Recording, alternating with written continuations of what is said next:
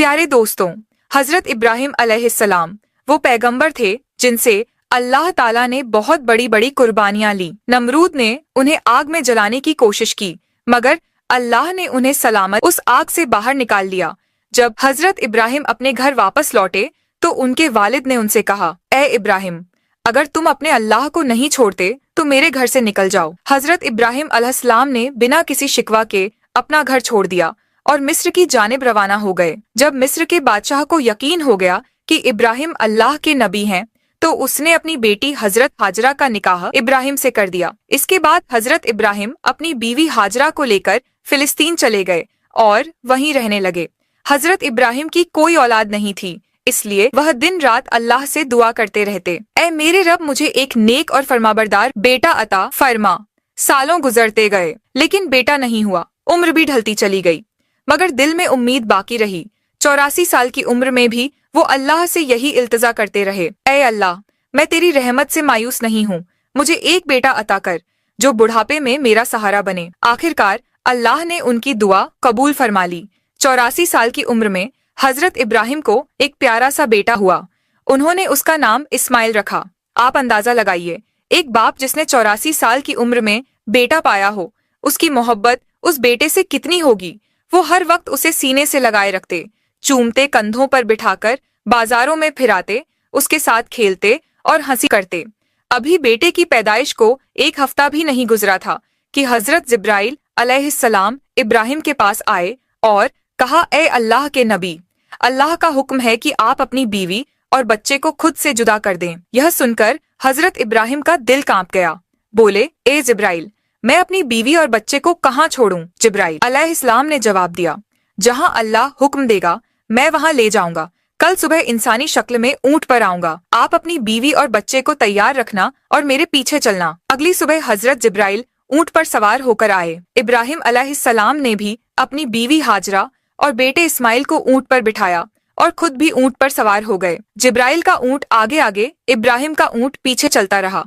वो फिलिस्तीन से चले, शहर दर शहर गुजरे, हफ्ते महीनों में बदलते गए और 1 महीने के सफर के बाद अरब की सर जमीन पर पहुंचे। उस वक्त अरब वीरान था, ना कोई इंसान ना परिंदा। जिब्राइल का ऊंट काले सुनसान पहाड़ों के दरमियान चलता रहा। आखिरकार 4 ऊंचे पहाड़ों के बीच एक वादी में पहुंचे, जहां आज काबा मौजूद है, लेकिन उस वक्त वहां दूर दूर तक कोई नहीं था।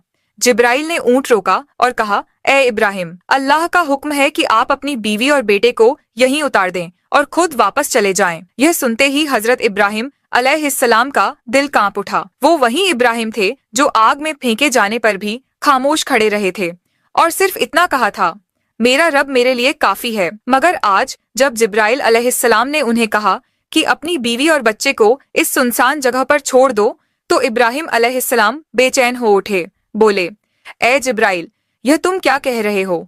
यहाँ तो ना पानी है ना खाना, मेरे बीवी और बच्चे यहाँ कैसे जिंदा रहेंगे? जिब्राइल अलैहिस्सलाम ने जवाब दिया, ए अल्लाह के नबी, यही अल्लाह का हुक्म है, आप इन्हें यहीं छोड़ दीजिए और फिलिस्तीन लौट जाइए। इतना कहकर जिब्राइल चले गए और इब्राहिम अलैहिस्सलाम रह गए। अपनी बीवी और बच्चे को हसरत से देखते हुए उन्होंने इस्माइल को गोद में उठाया, सीने से लगाया और उनकी आंखों से आंसू बहने लगे। शायद दिल में यह ख्याल आया हो, क्या मैं अब इस बच्चे से जुदा हो रहा हूँ, पता नहीं फिर कभी इसे देख पाऊंगा या नहीं। उन्होंने जल्दी से लकड़ियां इकट्ठा करके एक छोटी सी झोपड़ी बनाई और अपनी बीवी और बेटे को उसमें बिठाकर और फिलिस्तीन की ओर चल पड़े। शौहर को जाते देख हजरत हाजरा दौड़ती हुई पीछे आई, रोती हुई बोली, आप मुझे इस वीरान वादी में छोड़कर कहाँ जा रहे हैं? यहाँ तो ना खाना है ना पानी, मैं और मेरा बच्चा यहाँ कैसे जिंदा रहेंगे? हम तो मर जाएंगे। इब्राहिम अलैहिस्सलाम कुछ जवाब देने ही वाले थे कि जिब्राइल फिर आए और बोले, ए अल्लाह के नबी, आपको हुक्म है कि बीवी को कोई जवाब ना दे, बस खामोशी से फिलिस्तीन लौट जाए। दोस्तों, सोचिए उस बूढ़े बाप का दर्द जिसे 84 साल की दुआओं के बाद एक बेटा मिला, आंखों की ठंडक, दिल का सुकून, और आज वह उसी बेटे को एक वीरान जमीन पर छोड़कर जा रहा है। ऊंट आगे बढ़ रहा था और हाजरा गोद में इस्माइल को लिए उसके पीछे दौड़ रही थी, रोते हुए पूछ रही थी, आप हमें क्यों छोड़कर जा रहे हैं? मैं आपके बगैर इस सुनसान जगह में कैसे जिंदा रहूंगी? मेरा बच्चा तो मर जाएगा। आप तो जानते हैं यह बच्चा हमें कितनी मिन्नतों और दुआओं के बाद मिला है, क्या आप ऐसे ही उसे यहाँ अकेला छोड़ देंगे? वो बार बार यही सवाल करती जा रही थी, मगर इब्राहिम अलैहिस्सलाम को हुक्म था। दिल टुकड़े टुकड़े हो रहा था, मगर जुबान पर ताला था, सिर्फ अल्लाह के लिए। हाजरा लगातार पीछे दौड़ती रही। कभी कहती, कोई तो जवाब दीजिए, इतना खामोश क्यों है? आप लगभग 9 किलोमीटर तक वो अपने शौहर के ऊंट के पीछे भागती रही।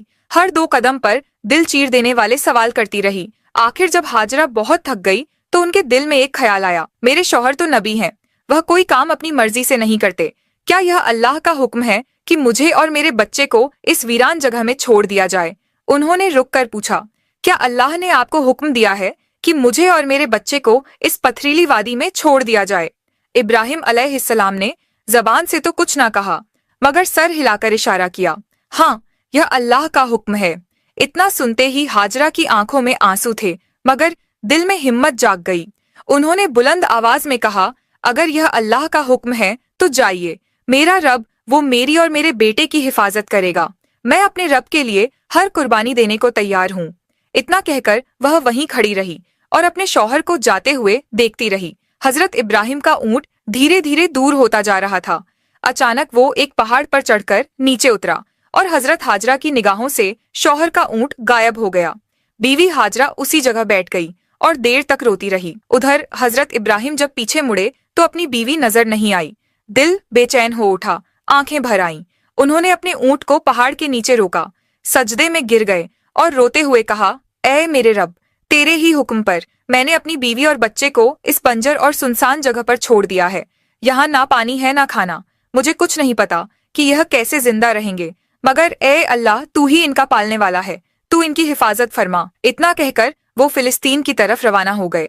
इधर बीवी हाजरा अपने नन्हे बच्चे इस्माइल को गोद में उठाकर धीरे धीरे उस झोपड़ी की तरफ बढ़ने लगी जो इब्राहिम अलैहिस्सलाम ने उनके लिए बनाई थी।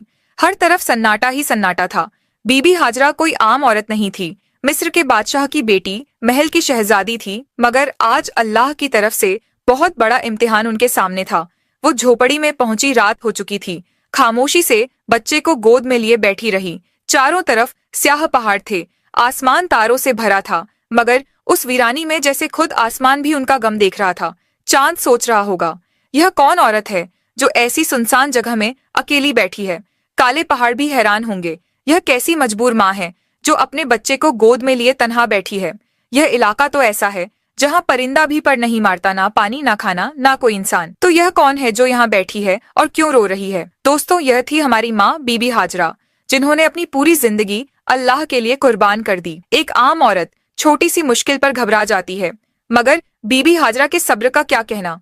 अकेली वीरान पहाड़ों के बीच अंधेरी रात में सिर्फ अल्लाह पर भरोसा करके बैठी थी। उनके सामने तो सिर्फ मौत थी। वो आसमान को देखती होंगी और कह रही होंगी, या अल्लाह, मेरे साथ क्या हो गया? मैंने तो सिर्फ तेरा कहा माना। जब इब्राहिम अलैहिस्सलाम हाजरा और अपने दूध पीते बेटे इस्माइल को मक्के के वीरान इलाके में छोड़कर चले गए तो बीवी हाजरा बेहद परेशान हो गई। सोचती थी, अब मैं यहाँ अपने इस मासूम बच्चे के साथ कैसे जिंदा रहूंगी? उनकी गोद में बच्चा था, चारों तरफ वीरानी थी, कोई इंसान नहीं, कोई आवाज नहीं, सिर्फ खौफ और तन्हाई। हाजरा आसमान को देखती, आंखों से आंसू बहते और दिल से अल्लाह को पुकारती, या रब, मेरी और मेरे बच्चे की हिफाजत फरमा।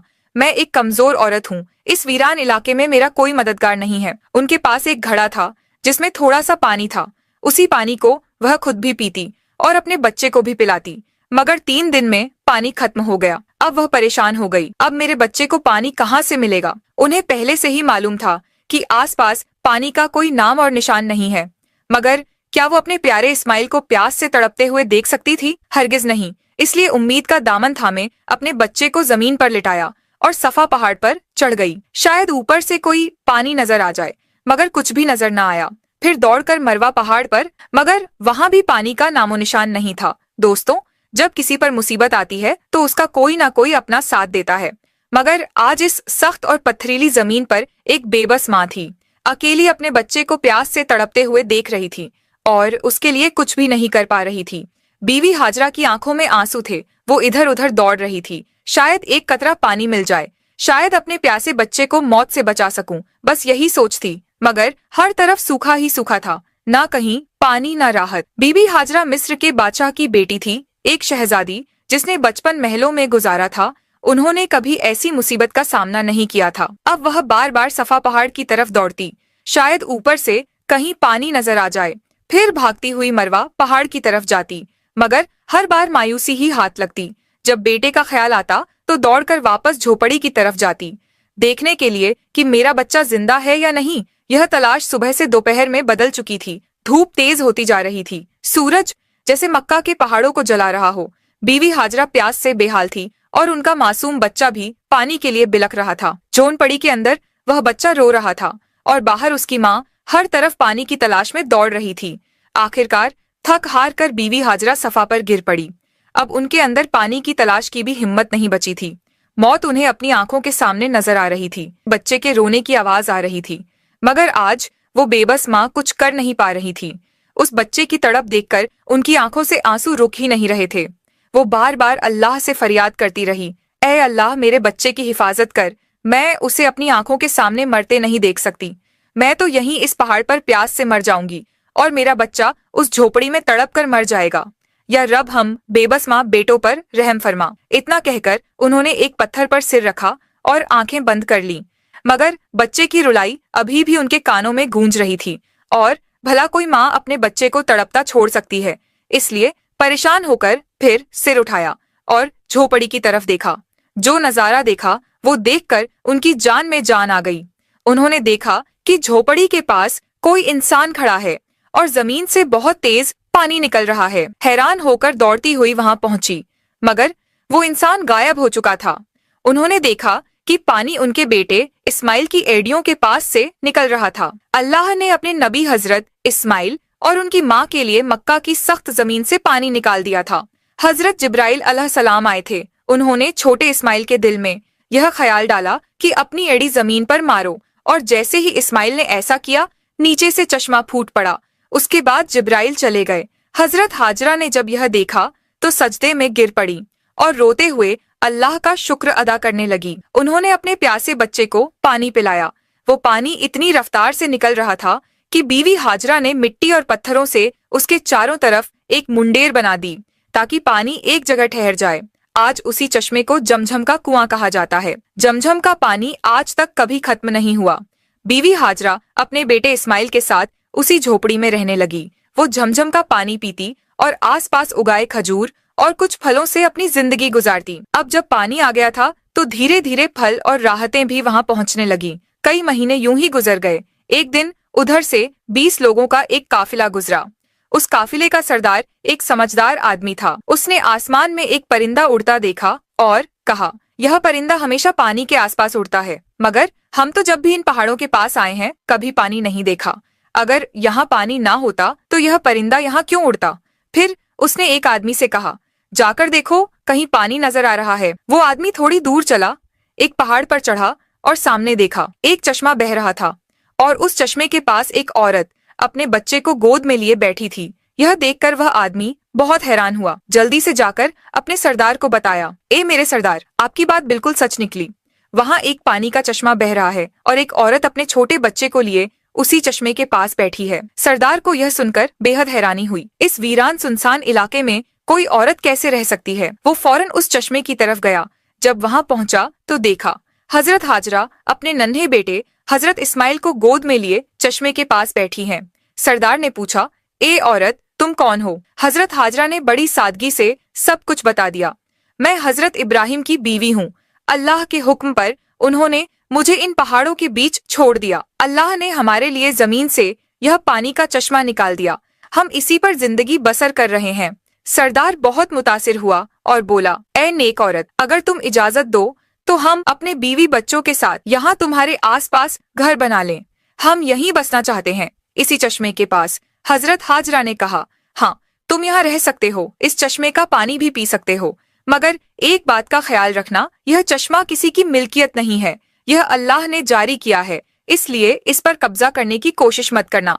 सरदार ने वादा किया, ए नेक औरत, तुम हमारी तरफ से बिल्कुल बेफिक्र रहो। हम ऐसा कोई काम नहीं करेंगे, बल्कि जितना हो सकेगा तुम्हारी मदद करेंगे। फिर उस काफिले के सारे लोग जमझम के चश्मे के आसपास घर बनाकर बस गए। फिलिस्तीन में हजरत इब्राहिम अपनी बीवी और बेटे को बहुत याद करते थे। हर रोज अल्लाह से दुआ करते, या अल्लाह मुझे अपनी बीवी और बेटे से मिलने की इजाजत दे। 1 साल यूं ही बीत गया, मगर इजाजत ना मिली। फिर एक दिन अल्लाह ने हजरत इब्राहिम को मक्का जाने की इजाजत दी, मगर सिर्फ इतना कि वह जाकर उन्हें देखें और वापस आ जाएं। ठहरने की इजाजत नहीं दी गई। यह सुनते ही हजरत इब्राहिम बहुत खुश हुए, ऊँटनी ली और मक्का की तरफ रवाना हो गए। 1 महीने का सफर तय करने के बाद वो उस वीरान इलाके में पहुंचे जहां उन्होंने अपनी बीवी और बेटे को छोड़ा था। जब हजरत हाजरा ने दूर से अपने शौहर को ऊँटनी पर आते देखा, उनकी खुशी की कोई हद ना रही। दौड़ कर कहा, आप जल्दी से अंदर आइए। मगर हजरत इब्राहिम ने फरमाया, मुझे सिर्फ खड़े होकर मिलने की इजाजत है, ऊँटनी से उतरने की नहीं। यह सुनकर बीवी हाजरा का दिल टुकड़े टुकड़े हो गया, मगर फिर भी खुद को संभाला। दिल में कहा, मैं अपने अल्लाह के लिए हर तकलीफ पर सब्र करूंगी। उस वक्त बीबी हाजरा की गोद में उनका 1 साल का दूध पीता बच्चा था। हजरत इब्राहिम ने फरमाया, अपना बेटा मुझे दे दो। बीवी हाजरा ने फौरन बच्चा पकड़ा दिया। हजरत इब्राहिम ने अपने बेटे इस्माइल को गोद में लिया, मोहब्बत भरी हसरत भरी निगाहों से उसे देखा। उस वक्त उनकी उम्र 87 साल थी। 40 साल की दुआओं के बाद यह बच्चा नसीब हुआ था, मगर मिला भी तो जुदा होना पड़ा। अब इजाजत मिली है तो सिर्फ साल में 1 बार, और वह भी कुछ लम्हों के लिए। फिर हुक्म आया, ए इब्राहिम, वापस फिलिस्तीन चले जाओ। अपनी बीवी और बेटे को इसी वीराने में अल्लाह के सुपुर्द कर दो, वही उनका हाफिज है। खुद सोचिए, जब हजरत इब्राहिम जाने लगे तो बीवी हाजरा की क्या हालत हुई होगी। पूरा साल शौहर का इंतजार किया, और जब मिले भी तो ना बैठे ना रुके, बस खड़े खड़े मिले और चले गए। अगर ना आते तो शायद सब्र आ जाता, मगर अब यादें फिर से ताजा हो गईं। दिल में आग लग गई और आंखों से आंसू बहने लगे। वह खड़ी थी, उस वीरान वादी में अपने शौहर को जाते हुए देख रही थी। वक्त गुजरता गया। हजरत इब्राहिम फिलिस्तीन में और बीवी हाजरा अपने बेटे के साथ उसी वीरान इलाके में जिंदगी गुजार रही थी। यूं ही 7 साल बीत गए और हजरत इस्माइल 7 साल के हो गए। इन 7 सालों में हजरत इब्राहिम को दोबारा मक्का आने की इजाजत नहीं मिली। वो दिन रात अपनी बीवी और बेटे को याद करते, उनके लिए दुआएं करते। 7 साल बाद एक रात उन्होंने ख्वाब देखा। कोई कह रहा था, ए इब्राहिम, अपनी सबसे कीमती चीज अल्लाह के लिए कुर्बान कर दो। यह सुनकर वो घबरा कर उठे। अगली सुबह उन्होंने 100 बकरियां अल्लाह की खातिर कुर्बान कर दी। मगर दूसरी रात फिर वही ख्वाब आया, ए इब्राहिम, अपनी सबसे कीमती चीज अल्लाह के लिए कुर्बान कर दो। इस बार उन्होंने 100 ऊंट कुर्बान कर दिए। तीसरी रात फिर वही आवाज आई। अब इब्राहिम अलैहिस्सलाम समझ गए कि इशारा उनके प्यारे बेटे इस्माइल की तरफ है, क्योंकि उन्हें इस दुनिया में सबसे ज्यादा मोहब्बत अगर किसी से थी तो अपने बेटे से। उन्होंने महसूस किया कि शायद अब मेरा रब चाहता है कि मैं अपने बेटे को उसकी राह में कुर्बान कर दूं। सुबह हुई, उन्होंने एक तेज धार की छुरी ली, ऊंटनी पर सवार हुए और मक्का की तरफ रवाना हो गए। उस वक्त उनकी उम्र 92 साल थी। जरा सोचिए दोस्तों, जिस बेटे के लिए 40 साल दुआ की, जिसे बुढ़ापे में पाया, उसे गले लगाने तक का वक्त नसीब नहीं हुआ, और जब अब मिलने की इजाजत मिली तो यह हुक्म भी साथ था कि जाकर बेटे से मिलो और फिर उसे मेरी राह में कुर्बान कर दो। ऊंटनी का हर कदम उनके दिल पर वार कर रहा था। एक तरफ बेटे से मिलने की खुशी और दूसरी तरफ यह सोच कि उसी को छुरी के नीचे लिटाना है। इधर इस्माइल रोज अपनी अम्मी से पूछते, अम्मा जान, मेरे अब्बा कौन है, कब आएंगे? बीवी हाजरा प्यार से जवाब देती, बेटा परेशान ना हो, एक दिन तेरे अब्बा जरूर आएंगे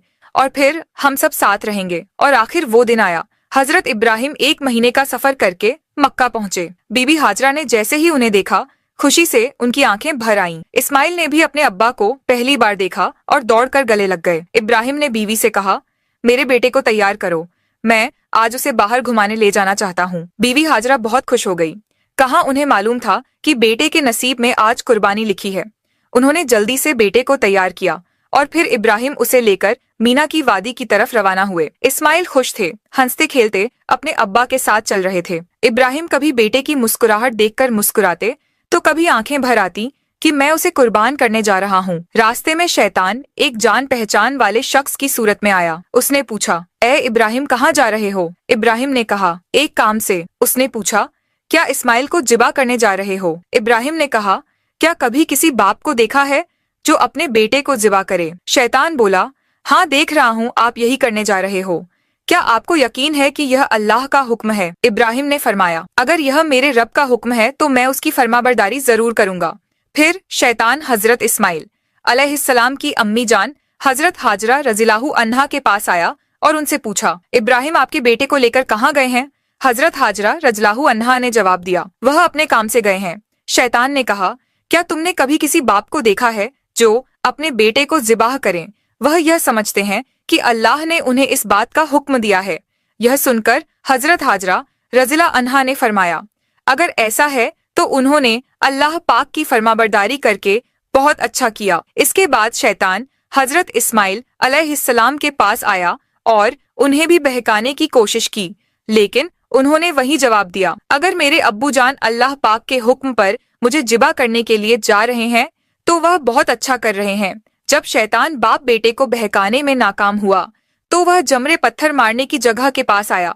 हजरत इब्राहिम अलैहिस्सलाम ने उसे 7 कंकरियां मारी। शैतान रास्ते से हट गया। यहाँ से नाकाम होकर शैतान दूसरे जमरे पर गया।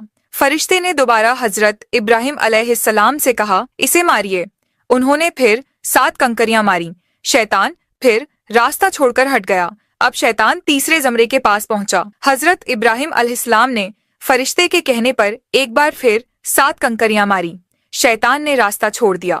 शैतान को 3 मकामों पर कंकरियां मारने की याद आज भी बाकी है और हाजी उन तीनों जगहों पर कंकरियां मारते हैं जब हजरत इब्राहिम अलैहिस्सलाम हजरत इस्माइल अलैहिस्सलाम को लेकर कुहेसर कुर्बानी की जगह पहुंचे तो उन्होंने अल्लाह ताला के हुक्म की खबर दी, जिसका जिक्र कुरान में कुछ इस तरह आया है, ऐ मेरे बेटे, मैंने ख्वाब में देखा कि मैं तुझे ज़िबा कर रहा हूँ, तेरी क्या राय है? फरमाबरदार बेटे ने यह सुनकर जवाब दिया, ऐ मेरे बाप, आप वही कीजिए जिसका आपको हुक्म मिला है। खुदा ने चाहा तो आप मुझे सब्र करने वालों में पाएंगे। हजरत इस्माइल अलैहिस्सलाम ने अपने वालिद से मजीद अर्ज किया, अब्बू जान, ज़िबाह करने से पहले मुझे रस्सियों से मजबूती से बांध दीजिए ताकि मैं हिल ना सकूं। कहीं मुझे डर है कि मेरे सवाब में कमी ना हो जाए, और मेरे खून के छींटों से अपने कपड़े बचाकर रखिए ताकि मेरी अम्मी जान गमगीन ना हो जाए। छुरी को खूब तेज कर लीजिए ताकि गला अच्छे से कट जाए, क्योंकि मौत बहुत सख्त होती है। मुझे ज़िबा करते वक्त मेरा चेहरा जमीन की तरफ कर दीजिए ताकि आपकी नजर मुझ पर ना पड़े, और जब मेरी अम्मी से मिले तो उन्हें मेरा सलाम कहिए। अगर मुनासिब समझे तो मेरी कमीज उन्हें दे दीजिए, शायद उन्हें तसल्ली मिल जाए और सब्र आ जाए। हजरत इब्राहिम अलैहिस्सलाम ने इरशाद फरमाया, ए मेरे बेटे, तुम अल्लाह ताला के हुक्म पर अमल करने में मेरे कितने मददगार साबित हो रहे हो। फिर जिस तरह हजरत इस्माइल अलैहिस्सलाम ने कहा था उन्हें वैसे ही बांध दिया। अपनी छुरी तेज की हजरत इस्माइल अलैहिस्सलाम को पेशानी के बल लिटाया और उनके चेहरे से नजर हटा ली। फिर उनके गले पर छुरी चला दी, लेकिन छुरी ने अपना काम नहीं किया, गला ना कटा। इस वक्त हजरत इब्राहिम पर वही नाजिल हुई, ए इब्राहिम, बेशक तूने ख्वाब सच कर दिखाया, हम ऐसा ही सिला देते हैं। नेकों को यह सचमुच एक रोशन इम्तिहान था और हमने एक बड़ा जिब भेजकर उसके बदले में तेरे बेटे को बचा लिया। जब हजरत इब्राहिम अलैहिस्सलाम ने हजरत इस्माइल अलैहिस्सलाम को ज़िबाह करने के लिए जमीन पर लिटाया तो अल्लाह ताला के हुक्म से हजरत जिब्राइल अलैहिस्सलाम जन्नत से एक मेंढा लेकर आए और दूर से ऊंची आवाज में फरमाया, अल्लाहू अकबर, अल्लाहू अकबर। इब्राहिम ने सर उठाया, समझ गए कि अल्लाह ने आजमाइश पूरी कर दी है और बेटे की जगह फिदिया भेज दिया है। खुश होकर कहा, ला इलाहा इल्लल्लाह, अल्लाहू अकबर। इस्माइल ने कहा, अल्लाहू अकबर व लिल्लाहिल हम्द। इन पाक अल्फाज की यह सुन्नत आज भी कुर्बानी के वक्त कायम है और कयामत तक जारी रहेगी। पाकिस्तान, हिंदुस्तान, बांग्लादेश, जहाँ जहाँ मुसलमान रहते हैं इस दिन को और इस सुन्नत को अदा करते हैं और अल्लाह ताला के रास्ते में जानवरों की कुर्बानी करते हैं। यह सिलसिला 3 दिन तक अदा किया जाता है, जिसमें दम्बा ऊंट और गाय बकरी जैसे जानवरों की कुर्बानी की जाती है। जानवरों को कुर्बान करके उसके गोश्त के 3 हिस्से बनाए जाते हैं। पहला हिस्सा गरीबों के लिए, दूसरा हिस्सा रिश्तेदारों के लिए और तीसरा हिस्सा अपने घर के लिए रखा जाता है। कुर्बानी की यह प्रक्रिया है, जानवरों को ज़बह किया जाता है और गोश्त बांटा जाता है। हम उम्मीद करते हैं कि आपको हमारी वीडियो पसंद आई होगी और हमारे चैनल पर ऐसी अच्छी अच्छी वीडियो अपलोड की जाती है। सब्सक्राइब कर लें ताकि जब भी हम वीडियो अपलोड करें उसका नोटिफिकेशन आपको मिल जाए और आप हमारी वीडियो देख सकें। शुक्रिया।